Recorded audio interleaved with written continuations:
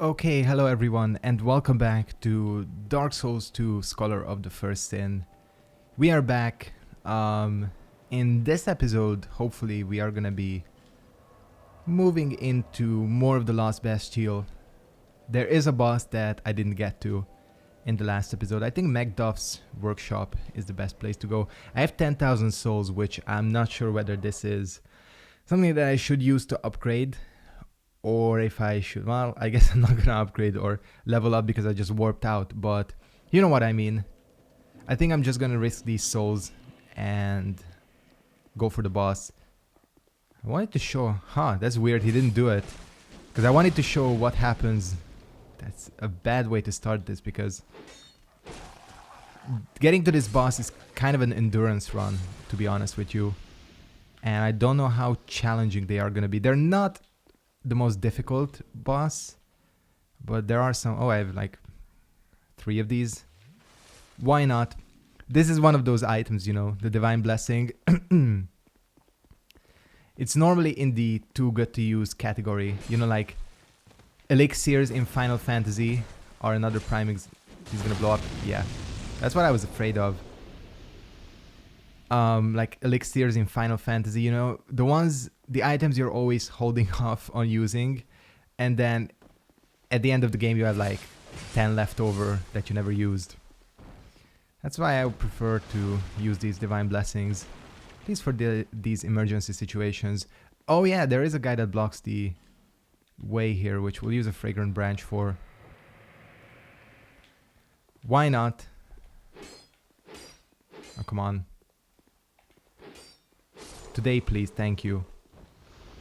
There are quite a few enemies here, so the best way is to lure... Oh, hey there. Where did this guy come from? Shit. The fireball. Fireball got me. Where did he come from? He must have come from behind me. I honestly don't know. I thought there's only 2 of these guys here. Well, whatever. I died, which happens. I wonder how many times I'm gonna die to the boss. I honestly am not sure. I have been rolling pretty badly in this game so far, in this playthrough, because, I don't know, just the roll timing in this game is weird. The whole iframes and all that shit, It's kind of weird, but can't believe he got me with that. That was a weird hitbox on that. Oh well. Okay, just please don't swing your shit because... Can you backstab these guys? I guess not. Okay, so the one that quote-unquote ambushed, that's him, isn't it? He noticed me and he came over. Can he even do... Are you kidding me? Game. Now you're just being a dick. See, I was talking about risking those 12,000 souls, and I just lost them. Can't believe that. I swear, like, I only died to, like, 2 enemies in this entire playthrough. All my deaths so far have been from falling off of cliffs. Do I not have the ring, ring on? Guess I don't, because... Yeah, we'll just put it on. It does activate even if you don't have it on when you respawn. The grab attack. Where did the 3rd one come from? Okay, hey there. Let's not get hasty. This is probably the only Souls game where the dogs are not a massive pain in the ass. Like, these ones are actually kind of manageable. Gonna blow shit up? No. Alright. It fell off. I died. That was terrible. Let's do this again without completely failing. I think this was the guy that ambushed me from behind. I don't know how he noticed me. I didn't even know he can get through the door. Oh yeah, by the way, R2 attack of the longsword, two-handed, is great. The longsword in general has a fantastic moveset. But yeah, that's a thrusting attack, so the Leo ring does benefit. If I remember, the Leo ring is actually fairly weak in this game. Or I don't even know. Is it called the... Yeah, it is called the Leo Ring. Like I said, it is fairly weak in this game. I think they were, I guess, hesitant of making it really powerful because it was super powerful in Dark Souls 1. And it's really good in 3 as well. And I think because of that, they kind of went overboard, which, you know, sometimes happens. Yeah, that's not a good idea. Don't recover quickly enough. The problem with this boss is you pretty much need to have repair powders around if you want to have a... God damn, the hitboxes. Hurt boxes, I mean. I always screw it up. People keep reminding me too. Alright, at least they drop items, life gems. What was I saying? Oh yeah, the problem with this boss is you pretty much need to have repair powder around to be able to take them on, because as you can see, this is quite an enemy gauntlet that you need to get through. There is something here that's kind of a shortcut. It's here. You can run past all these guys, by the way. And if you open this, you can... Oh, hey there. You can drop from the ledge above, which I guess is kind of a shortcut. I think you still take fall damage, which is not the best, but I don't know. A bunch of enemies or fall damage, which one is preferable? I don't know. But yeah, as you can see, you pretty much need to have repair powder around, because I am like almost at half. Life gem, let's use that. And let's also turn back into human form. There is a summon here. Not a very good one, I would say. There are summons in this game who are who use exclusively just magic, and they're never the best ones, to be honest with you. She's right here. She is called Pilgrim Belcrane. Belclaire. Yeah, if you want to, you can summon her. God, I can't even talk today. Not gonna. I'll instead use repair powder. I can't talk today. Repair powder. And let's get a weapon buff. I think dark. As I mentioned many times, dark generally works very well against most of the life forms you encounter early on in the game. So, yeah, the Ruined Sentinels, of course. This boss gave me a lot of trouble when I first tackled them. I was like, how do they expect you to fight 3 at a time? But, honestly, if you upgrade your weapon... Oh, it just fell off. That's not good.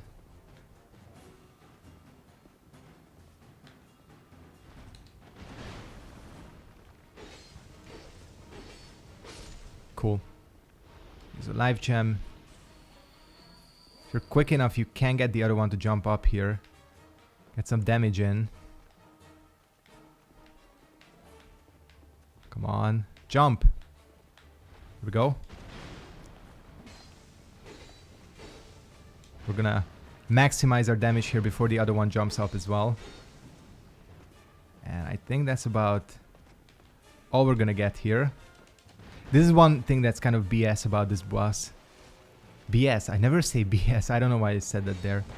Is that you pretty much have to take fall damage to get down from up there. Which, you know, when they force you into taking damage, that's never a good thing, I think. Oh, that's really... I don't know how I made that out of that. That's normally a really difficult attack to avoid, at least for me. And once you have one Sentinel, you're pretty much home free the entire fight. I have died to one Sentinel before. It's very embarrassing. But I don't think that's gonna happen here. If you're patient, you should be fine. Yeah, these guys, first time you fight them, can be quite a challenge, to be honest with you.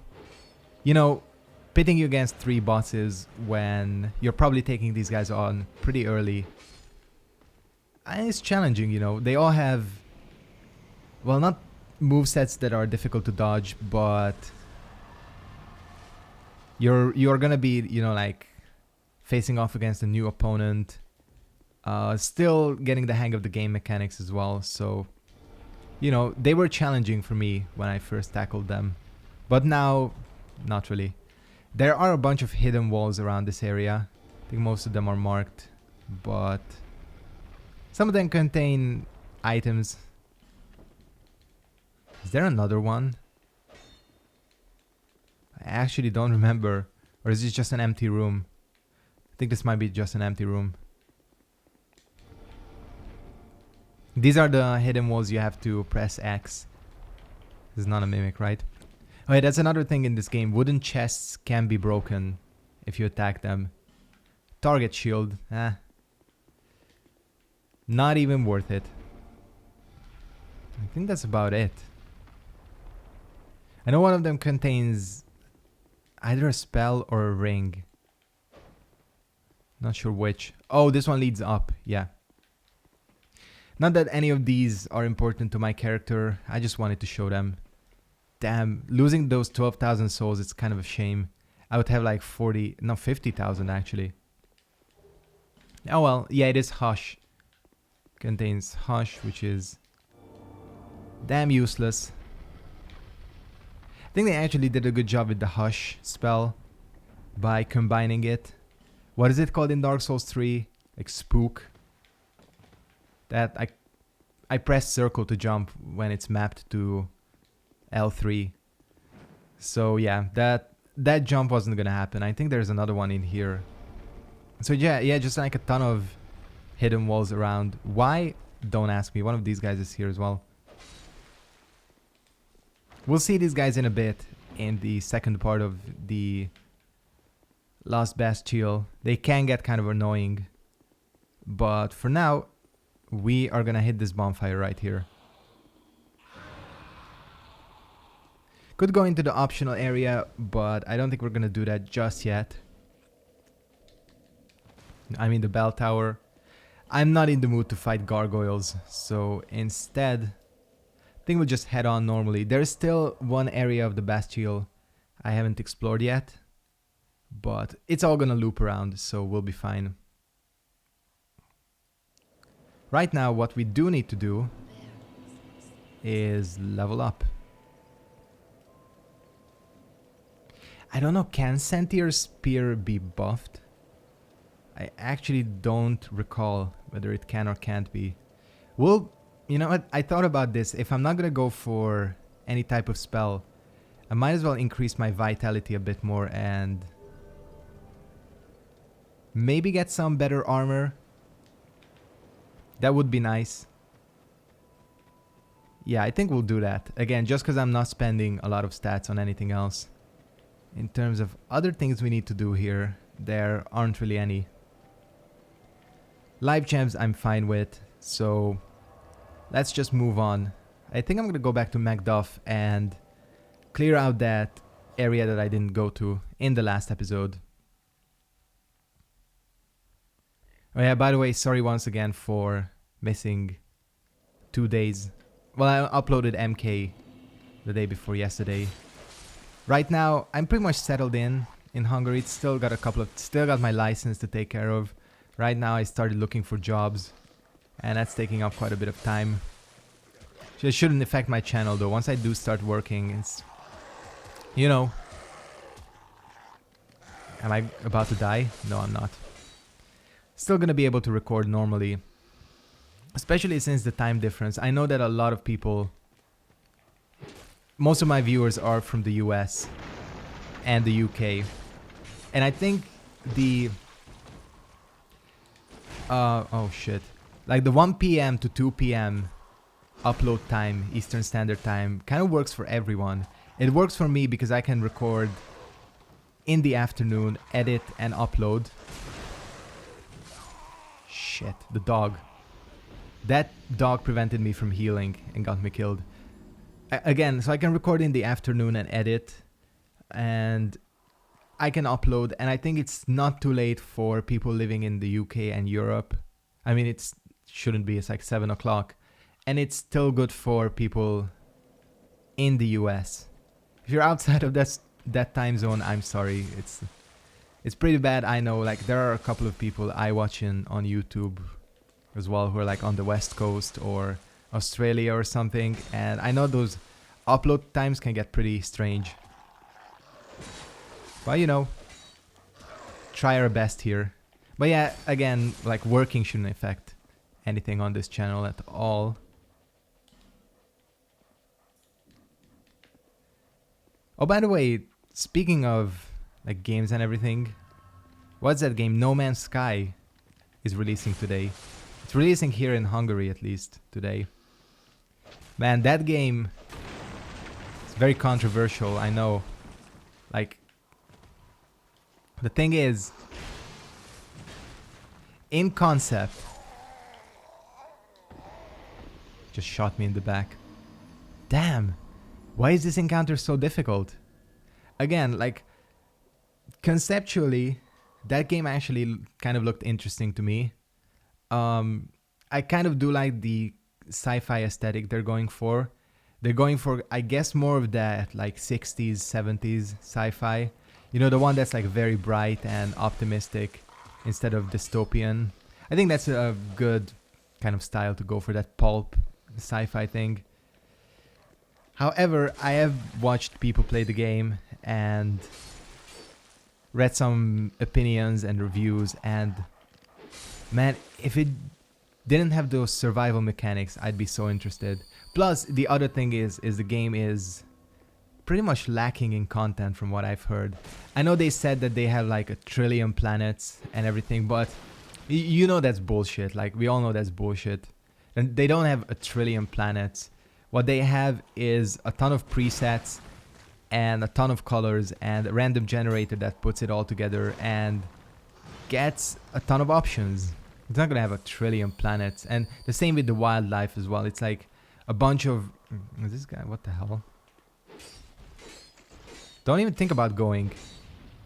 Are you kidding me? That's the end of his aggro range. I hope he appears again. If not, honestly, we can do without him. But again, I feel like that's one of those games, you know, very high concept, but it's just lacking in execution. But you know, I haven't played it, so I don't want to judge it too much. But that's what I've noticed with like playthroughs I watched on YouTube, or people like giving their first impressions. There are, I think, better space sims out there. They don't have planets, of course, that you can land on, but you know, what's that one called? Elite Dangerous? I think that one looks pretty interesting. I don't know what that game's like, but I've heard that... Oh shit. Heard that it's not bad.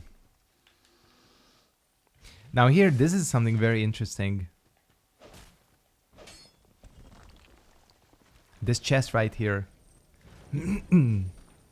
Oh no, they changed it. I'll tell you about it in a bit if I don't get killed. Oh, are you kidding me? Those guys deal so much damage. God, could this guy drink any slower? Okay, you're dead. Oh no, these aren't the ones that die. Okay. I'll give you the rundown on how this used to be. The Wanderer set, that actually looks very cool, that I just picked up, didn't used to be like here on a corpse. It actually dropped from one of those enemies I just killed. And the problem was, I'll talk about it in a second. I just put these on. And the problem was that if you killed these enemies while they were still in the little elevator cart, the Wanderer set would drop there, and you could actually get permanently locked out of being able to get the Wanderer set, because there is actually no way to jump into that little cage there. So I think they decided to change that and fix that, because it was pretty BS, like missing out on a set, especially since the first time I did that, I think I did that in one of my playthroughs. I tried for like 10 minutes to jump in there, and I couldn't do it, and I looked it up, and that's when people were saying that you can actually miss out on the Wanderer set. But again, I do like this set a lot. I think it's very cool looking. The Wanderer has always been kind of like a good set to go to if you don't know what to wear. Oh, did you need to use the barrel? Shit. Oh well. That one just contains the Archdrake robes, I think. And it's dark in here. I think I already picked up some flame butterflies at this point. There are no enemies in here though. This doesn't lead anywhere except it gives you the bone staff. Oh, there are enemies in one of these assassins who I accidentally backstabbed. Alright, cool.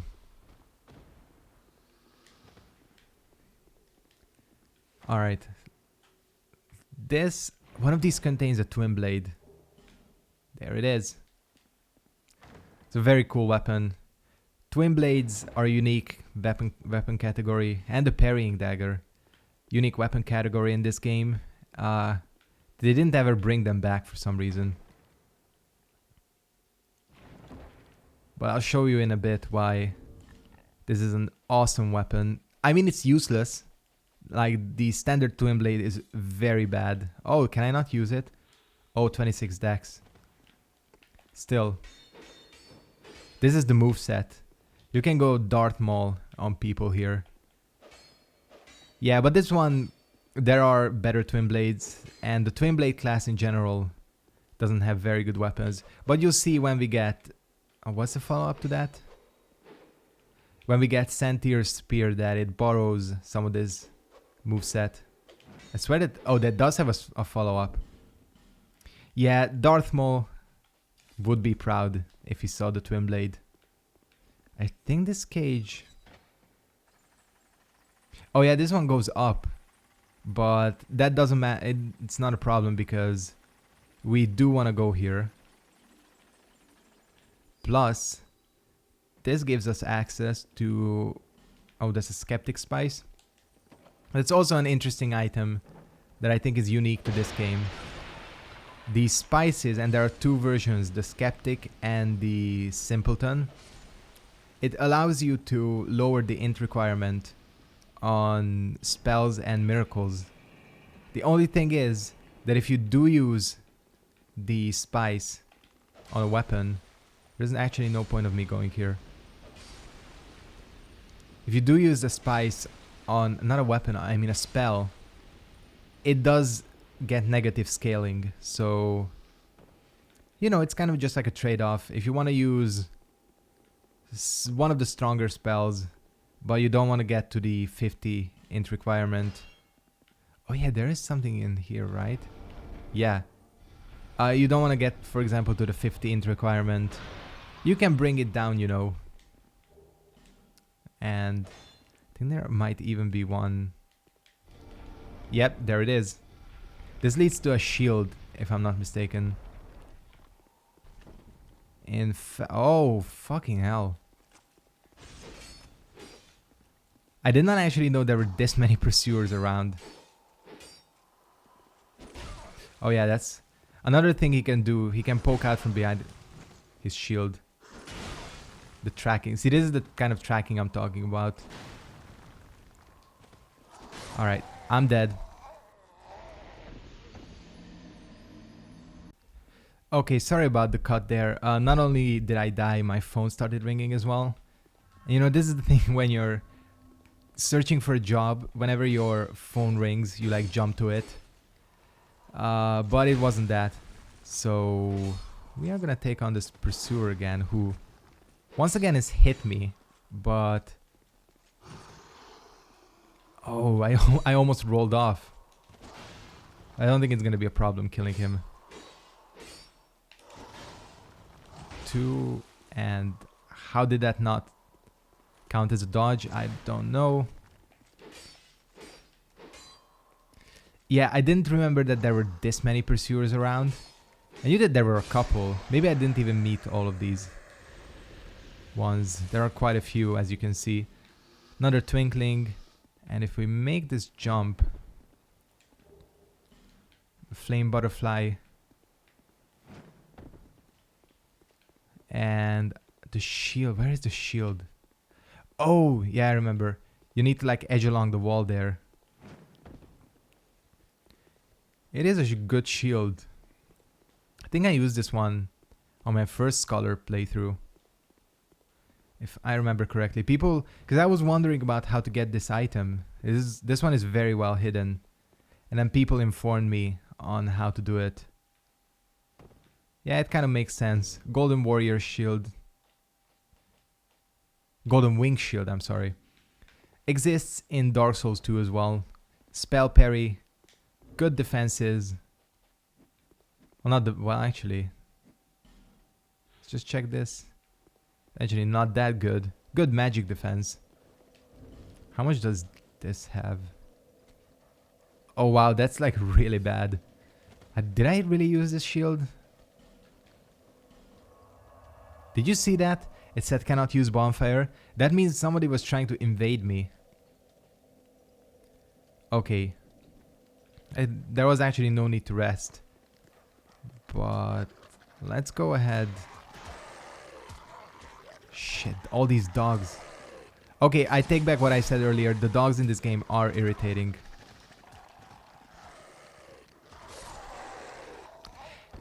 He couldn't drink any slower, could he? Literally. I'm dying a lot in this episode. Holy fuck. I'm gonna go... I was gonna take this route again, but I realized that I can just warp to the other bonfire and take that route. So there's actually no need. Let's just get my souls and get the hell out of here. Cool. Dead. Good. These fucking dogs. I'm gonna kill you as well. I kind of hate you guys now. Even though I love dogs in real life. Souls games, not so much. Alright, let's go and go to this bonfire. I think I still have time to hit the tower. Shouldn't be too much of a problem, I think. Actually, how long was I going for? Well, we'll see how long this takes. I'll still do it because it shouldn't be that much of a problem, honestly. Yeah. So we go through here. And we'll get to the same place that we were. With those exploding guys and everything. They took out an enemy from here, right? This would be one of those mummy things around. Those jailer. I think that's called a jailer, that enemy. Cool. There is something... It's not here, is it? There is like one of these little... Not courtyards, but like corridors there. That contains a bunch of life gems, if I remember correctly. I would like to get that. You know, free life gems, you should never turn down. These guys are annoying as hell. Not only do they explode, but they inflict the petrification stat. So I would just stay clear of them. Especially we're gonna have to, since we're gonna have to face a bunch of them. And these ones aren't like the red ones that you might have see like that one, because that one explodes. These ones, they don't explode and kill themselves. Which is unfortunate. Especially... Cool.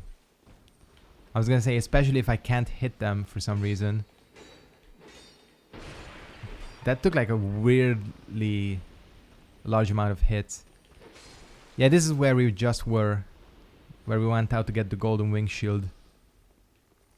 And through here... This is where the life gems are, if I'm not mistaken. I'll kill all these guys just to be on the safe side. Don't want one of them creeping up behind. This is... Oh yeah. You're in the way. Yeah, 8 life gems. And what you can hear... There they are. I think they gave you a better view of this in Scholar. Because for the longest time just playing normal Dark Souls 2, I couldn't figure out what the hell those guys were. They are the gargoyles that you fight in the optional area. So I think what they're hinting at here is that, you know, you should look around because there's more to this place than meets the eye. And we are officially in the new area, Sinner's Rise. So the lost sinner, who is held in the deepest cell of the Lost Bastille, is located here, and there they go again. See, they give you a better view of all these gargoyles. Again, kind of just hinting, you know, there's more to this place. Oh, hey there. As I try to kill this guy and swing at the wall and do nothing, I'm gonna go ahead and start wrapping this episode up. Thank you guys very much for watching. Hope you enjoyed this episode of Dark Souls, Return to Dark Souls 2. And I'll see all of you next time. Goodbye.